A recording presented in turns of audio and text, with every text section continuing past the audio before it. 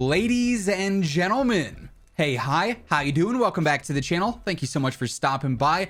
One of the most controversial things that I would say has ever been added to Call of Duty is skill-based matchmaking. And this has been around for quite some time. We're going all the way back to like the BO2 days. While it wasn't nearly as strict as it is today, skill-based matchmaking, or SBMM, has been around for quite some time. And every year prior to the brand new COD game dropping, everyone's sitting there saying, all right, well, how strict is the skill-based matchmaking going to be?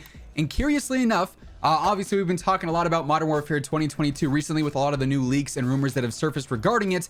There is actually some new info on skill-based matchmaking and arguably some of the best news about it that we've heard in years. So today we got some pretty spicy info to break down. If you enjoy the video at any point, let me know by dropping a like on it. Would be seriously appreciated. And of course, if you're new to the channel or if you have not already subscribed, every day I got you covered with all things going on in COD. News, updates, loadouts, tips, you're gonna find it all right here. So feel free to subscribe with your notifications turned on.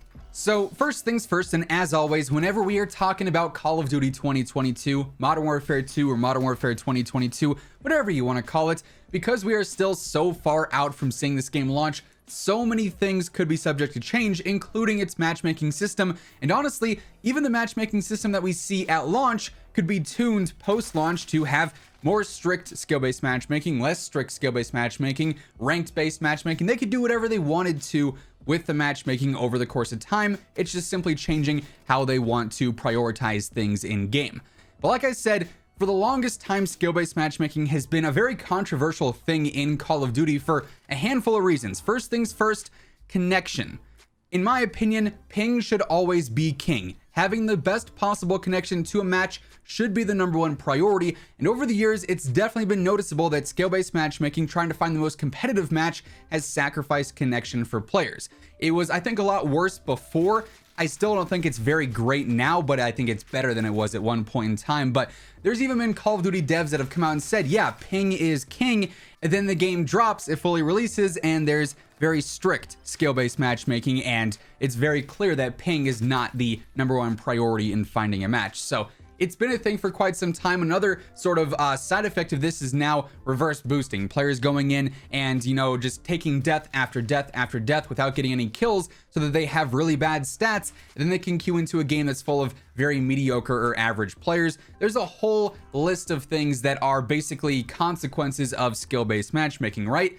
Well, like I said, today we've got some new info on how this could be approached in Modern Warfare 2022. And I would say it's not necessarily great news because there's still so much that we don't know about it, but it's better news than what we've heard before, because honestly, before we really haven't heard much news about a game's matchmaking system prior to launch. But this info is coming from Ralph's Valve. We've talked about him a handful of different times on the channel in the past. He's, sort of established a pretty credible track record when it comes to insider information. Him and Tom Henderson are sort of like the top two guys for these leaks and rumors with the new COD games right now. And a couple of days back, Ralph ended up tweeting saying, despite plans for revising Modern Warfare 2's skill-based matchmaking system, disbanding lobbies are supposedly here to stay for all future premium Call of Duty titles. So that's tweet one. We also have a follow-up here in just a bit. I do want to quickly focus on the sort of latter part of this tweet. He says disbanding lobbies are going to be staying. As we know, I think ever since MW 2019, that was the first game to implement that, if I remember correctly. You play a match, and then it finds you a brand new lobby, a brand new host or server to play on, and you go into the lobby with a new group of people. Sometimes you'll see those reoccurring names, that's skill-based matchmaking in play there, or maybe you're just not in a super populated area or server where there's not a ton of players, but as we know, you end a game and then the lobby basically resets, it restarts. Before, that was not the case. You know, back in the MW2 days, you were running some search and destroy on Quarry or Estate, and, you know, you just gave the other team the business, right? You're talking trash at the end.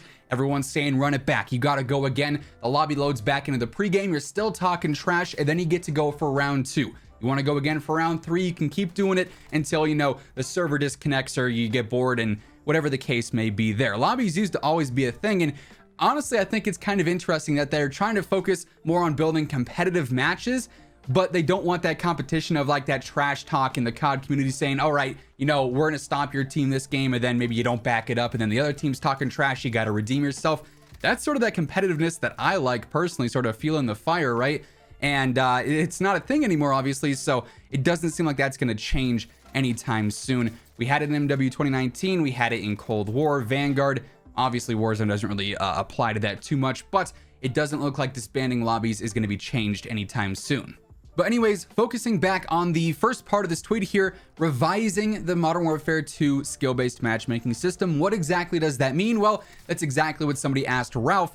They say, does that mean they're going to make it more restrictive, less restrictive? And Ralph essentially said here, yes, less debilitating. Demonware has had this particular system in R&D for a few years now.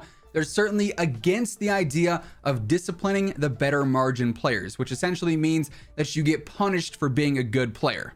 Where, you know, if you do really, really well for 5, 6, 7 games in a row, you're dropping high streaks, maybe you're getting some nukes or whatever, and then you get into a game where unfortunately you're playing on like 100 ping, 110 ping, maybe even higher, because it's trying to match you with players that are also dropping high streaks, dropping nukes, and making it more competitive, and in turn, you suffer for that. There's also the way that they like to matchmake as well with the team balancing, and this has been a thing for a long, long time, I know, where it'll take the best player in the lobby and match them with some of the worst players in the lobby, but then all the, you know, average players are on a team together, and it's basically like you're playing 1 versus 6 in some of those cases, where the best player has to backpack and hard carry the lower tier players versus a bunch of guys that are relatively average and somewhat know what they're doing, right? So there is a lot of different ways you could interpret disciplining, but this does seem to, you know, indicate that when it comes to skill-based matchmaking, they're trying to make it less strict so that if you're a good player, your experience is not going to be hindered because of that. I think this might also have something to do with hopefully a ranked mode being a little bit more established in the game. Obviously, we just got that in Vanguard recently, but if there is a dedicated ranked playlist, that's where there should be strong skill-based matchmaking, whereas pubs should probably be toned down just to focus more on connection over everything. Now, at the same time, there's probably a lot more to this than we initially realized. Like I said earlier, matchmaking can be changed whenever they want. They could have it different from day to day, from week to week, to season. It does not matter. They can adjust it as they want. So, you know, maybe we get less skill-based matchmaking, but they're more focused on engagement optimized matchmaking, which is also sort of been a thing in a topic of discussion with Warzone, where they're going to take data and say, all right, Timmy plays for 3 hours pretty much every time he gets on. What if we give him some really bad lobbies and really easy lobbies around that 3-hour mark, and then maybe Timmy's frying and he wants to stay on for another hour? Something like that. You know, there's a lot of ways to try and force players to be on the game more, you know, entice players to get some store bundles or whatever it may be. They're trying to make money off of it essentially. And so, like I said, I think there could be a lot more to this, but hey, if there is less skill-based matchmaking and I'm not on 90 ping every single time I jump into a game, that's nice and ideal, right? I can't complain about that. Ping should be the priority, connection should be the priority, and then have competition second to that. But definitely some interesting news here. Like I said, not necessarily good news because there is just so much more to the situation, but I do think it is a positive thing that, one, we're hearing about this, and two, what we are hearing sort of indicates that they might be trying to ease up on the skill-based matchmaking. But all that being said, that is going to wrap things up for today. If you enjoyed the video, or if you are excited to hopefully have ping back as that priority for matchmaking, let me know by dropping a like on the video itself.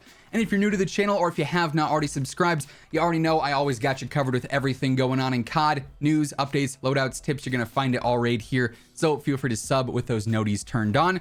And as always, if you want to check out any of my partners, be sure to use code WhosImmortal for a discount on all Scuff, G Fuel, Gamer Advantage, and Control Freak products. The links for all those can be found down in the description below.